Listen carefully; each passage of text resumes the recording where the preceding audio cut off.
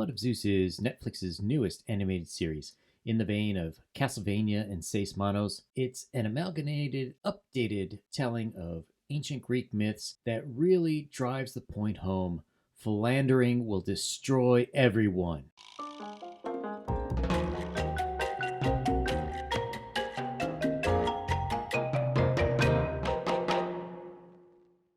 While this show is definitely better than most of the stuff you would see on Nickelodeon or Cartoon Network or any of the Cal Arts trash style cartoon series, it's probably the weakest of the three Netflix originals. Now, usually Netflix will buy some kind of anime or some animation from another country and repurpose it, calling it a Netflix original. These were actually commissioned and produced by Netflix. You have the Castlevania series, which is the high bar, Seis Manos, which is awesome grindhouse kung fu style. Got videos on both, go check them out. And this latest one, Blood of Zeus, while not a bad show, it's the most mediocre of the bunch. This series starts off with the gods' war against the giants, which starts as they kill the last of the titans. The titan falls into the ocean and its blood becomes the giants. The gods, led by Zeus, are able to finally defeat the giants. During this time, we see Zeus giving a little winky winky at Hera. That leads us into the present day. Really, this show is about how wealth and fame will lead a man to go screw half the women in Greece. The story starts off with a poor boy who mines ore for the local, magistrate, businessman, whatever you want to call him. And he's getting screwed out of fees, but he and his mother are an outcast. They're an outcast because as soon as they moved into town, a cloud always surrounds the city. Now, I don't know how this hasn't decimated farming in the area, but whatever. You come to find out that this boy is named Heron, and he is actually Zeus's son.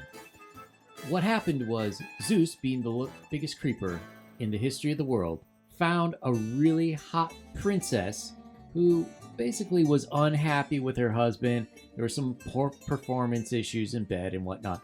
So Zeus disguises himself as this husband and proceeds to bone this lady 6 ways to Sunday. Now, at first, this lady's happy that her husband all of a sudden seems very nice and he's happy, and I don't know, maybe he does a little bit for her, if you know what I'm saying. But she soon figures out, yeah, my husband isn't the kind to go south of the border, if you take my meaning. So she figures out, wait, this isn't it. And she asks Zeus, who the heck are you? And Zeus is like, surprise, I am king of the gods. And the lady's like, oh man, but you're really hot too, so I'm going to continue. And they continue on with this affair until she becomes pregnant. Now, the husband is very angry. A baby is born first who has brown eyes, just like the king. And so the king's like, awesome sauce. But quickly, a twin is born who has blue eyes. The king does not have blue eyes. So he knew something was up. And at that point, Zeus saved his son and the mother and sent them to live in poverty for years and years. Now, why did they go and live in poverty? Well, because Hera is jealous.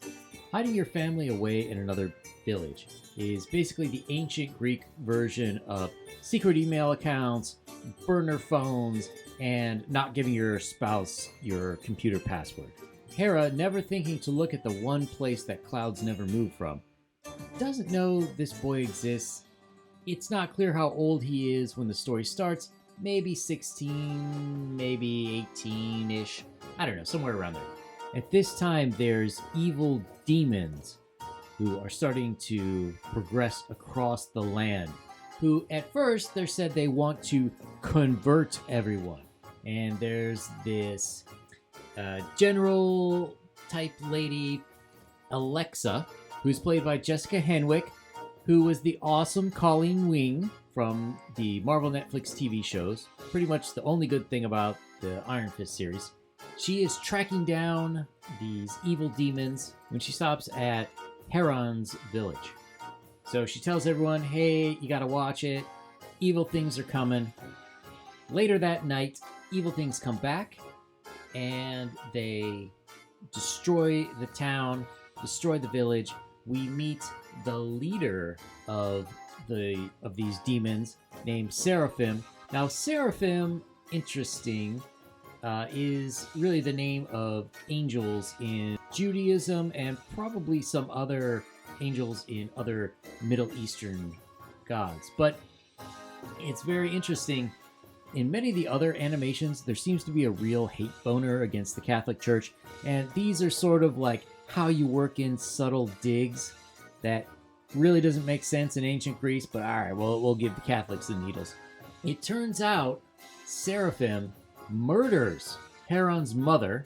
Heron misses out on a magical sword Zeus gives him that can cut anything. There's really no reason why he misses out, but there's a lot of convoluted stories that eventually lead to Heron going to Mount Olympus, where he's trained as a god. We find out that Hera is really PO'd and is doing pretty much everything she can to get him killed. She was the instigation that got his mother killed. Now she's flat out against Zeus. There is a rebellion on Mount Olympus. In her anger, a woman's just anger, righteous anger, the fury of a woman scorned over and over and over as they introduce us to all of Zeus's other bastards on Olympus. She decides to get a magic box that can bring the giants back to life. Why she didn't bring the titans back to life, I don't know. But she got the giants, and she essentially tells them that, hey, I'm your boss now, and we're going to go kill Zeus and destroy Olympus. And the giants are like, okay, sure. So they all go, big battle at Olympus. Hera dies. Zeus dies. A bunch of other gods die.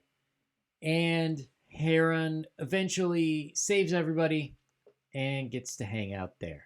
Oh, and the big thing, Seraphim, he turns out to be that brown-eyed brother of Heron. So we can see the greatest lesson is, men, once you're married, keep it in your pocket. The show itself had a pretty decent cast of voice actors.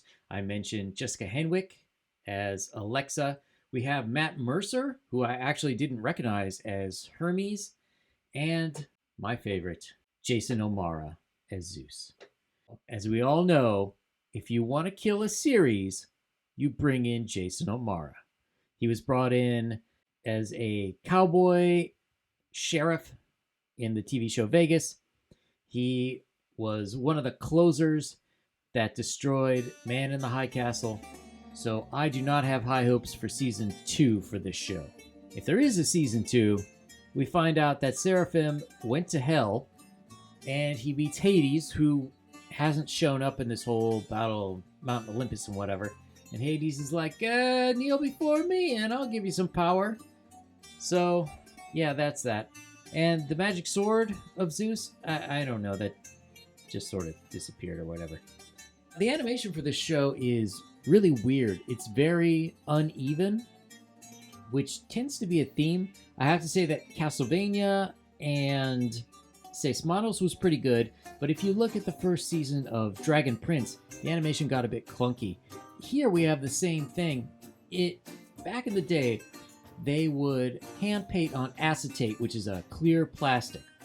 And you would paint the lines, and then on the reverse side, you would paint in the color inside those lines, and you kind of go over them a little bit. So when you flip them back to the right side, you could see the black outlines around things. In some places, it's almost like they mix that up, like there's no black outlines around them or extremely thin, and the colors are all flats, which normally you have, like, if you have a skin tone, you would have peach and then dark peach, and the dark peach would be a shadow. But a lot of it is quite good. The music is, it's all right. The story itself, it's pretty serviceable, to be honest. Now, Heron is not an OG Greek myth. It's sort of an amalgamation of a lot of different myths. We see a lot of homages. We have Vulcan, who has a little mechanical bird, which is the original 1980s Clash of the Titan character. It's lovingly done, and the story itself, while not an original Greek tale, is pretty faithful to what a lot of these mythological things are. I think a lot of people would try to claim that this is woke trash. I don't really agree. We have a scene where I believe it was Apollo, the sun god. He wakes up in the bed with a woman and another man. Honestly, guys, that was pretty apropos for the Greeks. They were known as boy lovers. In fact, that's the only thing that is maybe wrong with it, is that instead of with another man, historically it would have been with a little boy. But after that cuties debacle, whoo, you don't want to go there. So Blood of Zeus, good, bad? I'd say overall it's pretty good. It's not the strongest, but if you're kind of interested in that genre of mythological creatures, fighting, ancient Greece, it's actually fairly decent. I wouldn't necessarily have small kids watch it. There is some violence, there is a little bit of adult content in there. You're going to have to explain that, oh, well, sometimes men cheat on their wives, and you maybe don't want to give them that impression that every time daddy has to work late, he's actually screwing some lady that he keeps in poverty in another village. So this is Yan Zhao, Blood of Zeus. Yeah, go for it. If you like this content, subscribe to the channel, give it a thumbs up. It really helps me out a lot. I appreciate it. What do you think of Blood of Zeus? Leave your comment down below. I'll see you guys soon.